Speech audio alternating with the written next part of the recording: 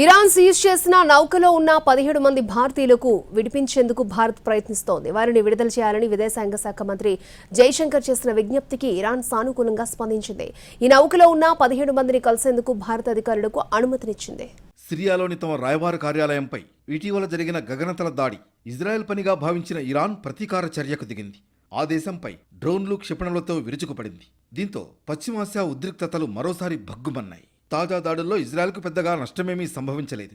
Iran ప్రయోగించిన వాటిలో 99% డ్రోన్లు, క్షిపణులను అమెరికా, బ్రిటన్, ఫ్రాన్స్ దళాల సాయంతో నేలకూల్చింది. ప్రతీకార జ్వాలతో రగిలిపోతున్న ఇజ్రాయెల్ ఎదురు దాడులకు దిగితే ప్రాంతీయంగా పరిస్థితులు మరింత తీవ్రంగా మారే ప్రమాదం ఉంది.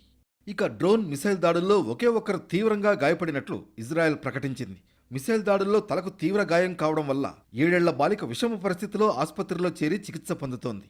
నెగెవ్ ఎడార్లోని అరద్ ప్రాంతంలో బాలిక నివసిస్తోంది. చిన్నారి తలకు ఇరాన్ నుంచి దూసుకువచ్చిన మిసైళ్లలోని ఇనుపగుండు తగిలిందా, లేక ఇజ్రాయెల్ మిసైల్ రక్షణ వ్యవస్థ వల్ల బాలిక గాయపడిందా అన్న దానిపై క్లారిటీ లేదు. సర్జరీ చేసిన తర్వాత కూడా బాలిక పరిస్థితి కుదుటపడలేదు. మరోవైపు శనివారం హర్మూజ్ జలసంధి సమీపంలో ఇజ్రాయలీ కుబేరుడుకు చెందిన వాణిజ్య నౌక ఎంఎస్సీ ఏరిస్ను ఇరాన్కు చెందిన ఐఆర్జీసీ దళం హెలికాప్టర్లతో వెంబడించి అధీనంలోకి తీసుకుంది. నౌకలో మొత్తం 25 మంది సిబ్బంది ఉండగా వారిలో 17 మంది భారతీయులే. ఈ క్రమంలోనే వారిని రక్షించేందుకు విదేశాంగ మంత్రి ఎస్ జైశంకర్ ఇరాన్ విదేశాంగ శాఖ మంత్రి హుస్సేన్ అమీర్ అబ్దుల్లాహియాన్తో మాట్లాడారు. నౌకలోని భారతీయుల్ని విడుదల చేయాలని కోరారు. పశ్చిమాసియాలో ఘర్షణలను నివారించాలని, దౌత్య మార్గాల్లో పరిష్కారం కనుగొనాలని ఆయన సూచించారు. దీంతో నౌకలో ఉన్న భారతీయుల్ని కలిసేందుకు ఇరాన్ అనుమతి ఇచ్చింది. త్వరలోనే ఢిల్లీ ప్రతినిధులు కలిసేందుకు ఏర్పాట్లు చేస్తామని తెలిపింది.